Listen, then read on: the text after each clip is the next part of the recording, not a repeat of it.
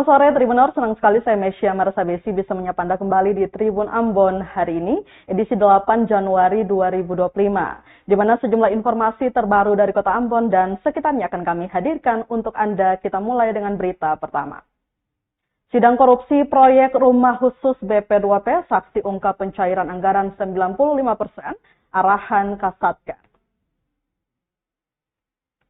Kasus dugaan tindak pidana korupsi di Balai Pelaksana Penyediaan Perumahan atau BP2P Maluku terkait proyek pembangunan rumah khusus untuk TNI Polri di Kabupaten Maluku Tengah dan Seram bagian Barat atau SBB 2016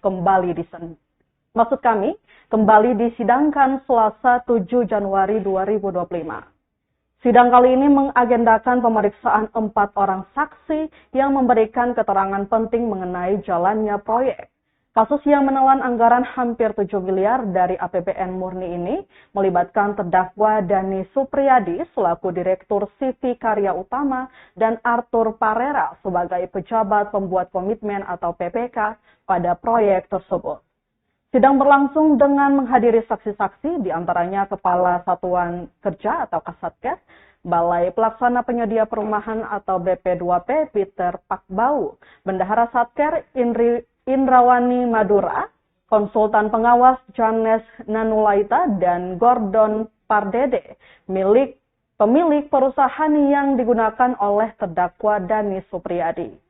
Salah satu hal yang menarik perhatian dalam persidangan ialah pengakuan saksi Indrawani Madura selaku bendahara pengeluaran pada BP2P yang sebelumnya bernama SNPT. Indrawani mengungkapkan Tribuners bahwa dirinya melakukan pencairan anggaran hingga 95% atas dasar perintah langsung dari Kepala Satuan Kerja atau Kasatker Yakobus Pati dan Arthur Parera selaku PPK. Padahal dari pengakuan konsultan pengawas dalam persidangan Janes Nanulaita bahwa progres pekerjaan baru 58,72%. Hal ini menunjukkan adanya ketidaksesuaian antara kemajuan fisik proyek dan pencairan dana hingga 6 miliar rupiah, lebih atau 95%. Lebih lanjut, akui saksi dirinya sama sekali tak melihat isi PHO tersebut. Meskipun begitu, dirinya mengaku sangat loyal dengan perintah pimpinan, sehingga melakukan pencairan. Usai mendengar saksi, Majelis Hakim Marta Maitimu menanyakan kepada terdakwa Arthur Parera apakah benar yang disampaikan saksi. Terdakwa mengakuinya, sidang langsung ditutup dan dilanjutkan pekan depan untuk mendengarkan keterangan saksi lanjut. Untuk diketahui Tribuners, pekerjaan pembangunan rumah khusus tahun 2016 berlokasi di Kabupaten SBB sebanyak 22 unit. Sementara di Kabupaten Maluku Tengah sebanyak 2 unit. Proyek ini menggunakan sumber anggaran dari APBN pada DPA Satuan Kerja Non-Vertikal atau SNVT. Penyediaan Perumahan Provinsi Maluku yang saat ini berganti nama menjadi Balai Pelaksana Penyediaan Perumahan atau BP2P Maluku. Pekerjaan tersebut Tribuners hingga kini tidak selesai dikerjakan oleh PT Karya Utama sesuai kontrak sehingga menimbulkan kerugian keuangan negara. Baik, berarti Anda selaku konsultan pengawasan tetap berpegang teguh kembali kepada kontrak. Pekerjaannya, prosesnya harus tetap dijalani karena tidak ada administrasi apapun yang memudahkan ke BKOT ya. Begitu. Baik. Dan bagaimana itu yang tentang berita acara bahwa yang saya minta untuk itu sebenarnya berita acara saya sudah terima di bawah saya. Yang terkait dengan pencairan itu yang saya sampaikan itu bahwa itu semua berita atas berita dari sahabat yang menurut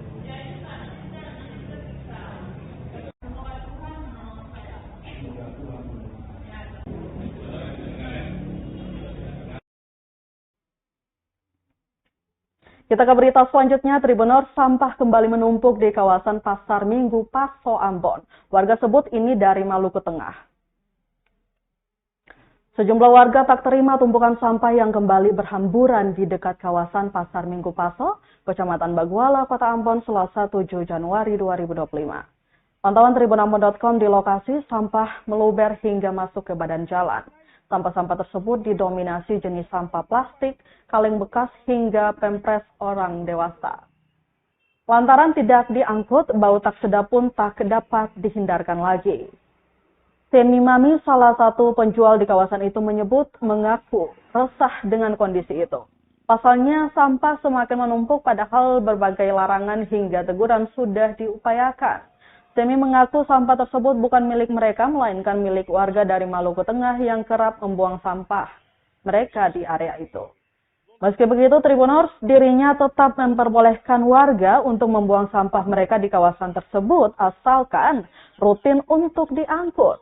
Selanjutnya, selain kesadaran warga dalam mengelola sampah mereka, kurangnya bak penampungan di kawasan itu menjadi pemicu sampah seringkali berhamburan. Ia berharap pembersihan sampah rutin dilakukan. Pemerintah juga menyediakan bak penampung sampah di sejumlah titik yang rentan dijadikan sebagai tempat membuang sampah. Kita kemarin bisa kan kita papan. Oh, sudah bikin bak sampah, bro.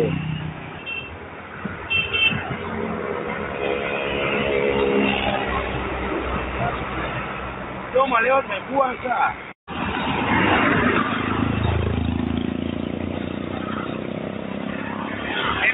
Percuma belum buang. Kalau sering ini mesti buka naik. Saya bisa sembuh ini. Don kurang ajar memang. Dua mau sini pada saat malam. Itu sudah nanti ketemu. Supaya ada yang gakang. Bilang kita juara saya kecewa. Ketemu jual di sini. Penjualan sini. Sampai di Padang Jawa.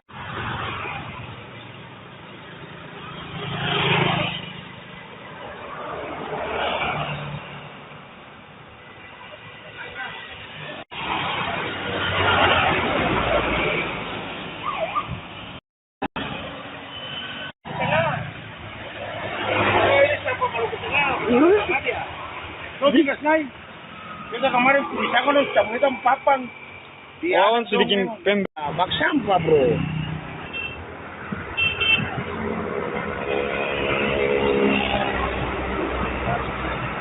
Cuma lewat naik buang sah.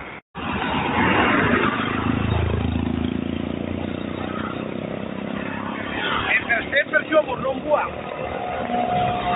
Kalau sering ini mesti buka naik.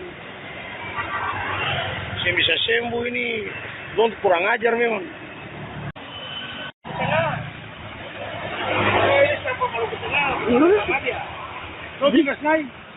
Kita kemarin bisa kan kita papan.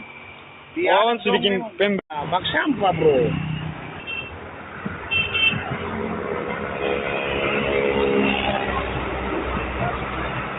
Cuma lewat naik buang sah.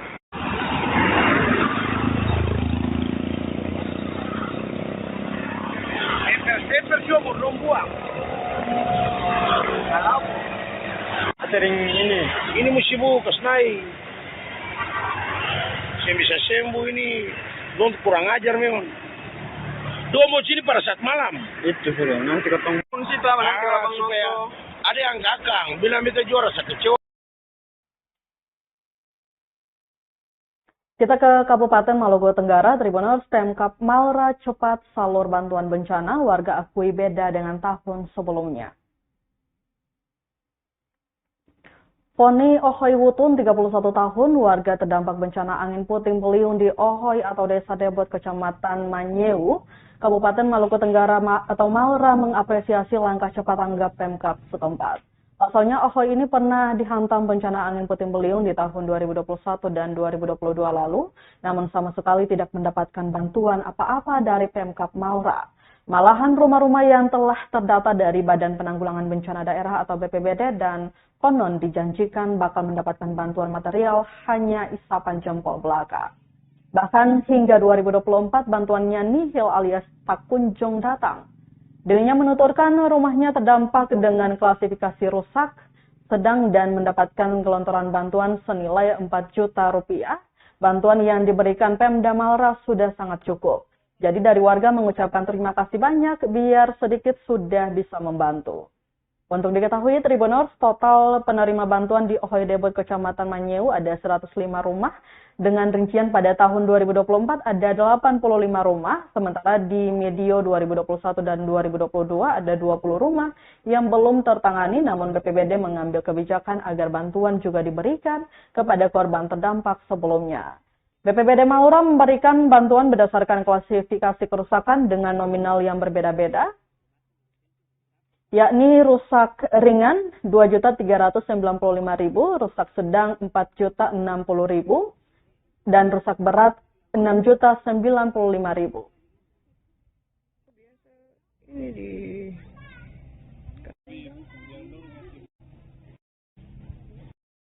Yang tahun-tahun lalu, yang tahun 2022 itu kejadian itu juga agak parah sih, tapi tidak sesama yang 2024 punya.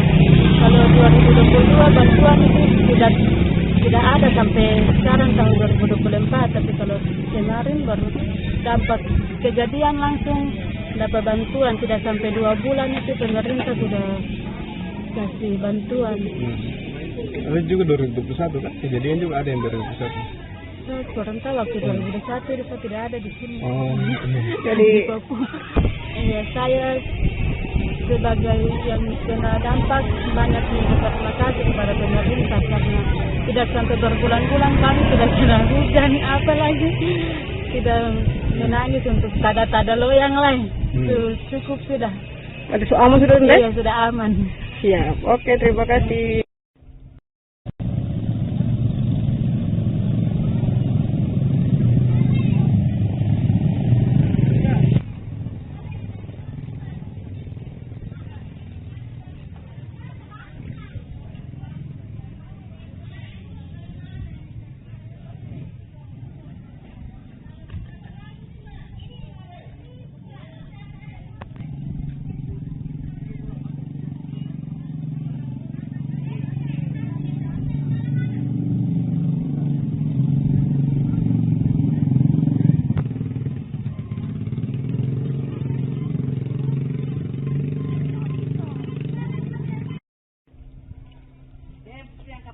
Datang itu baru sampai dia baru dengan speed dari dengan pasti baru pada biasa bongkar di ini sana bukan di ruang tunggu bagian pengen ini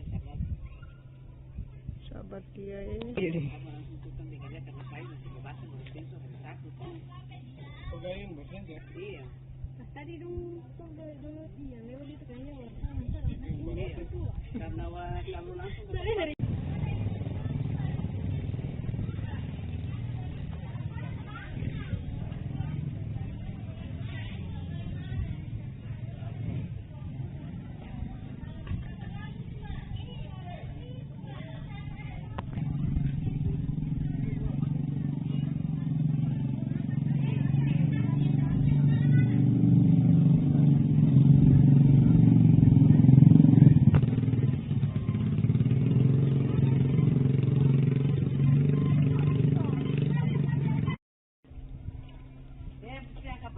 datang itu baru sampai dia baru dengan speed dari dengan pasti baru biasa bongkar di ini sana karena bukan di ruang tunggu bagian pengen ini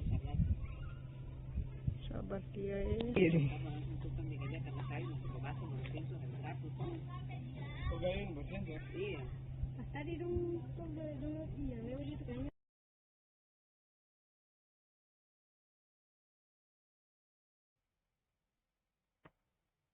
Kita ke berita terakhir, Tribuners. Harga ayam potong di Pasar Langgur turun mulai 50 ribuan.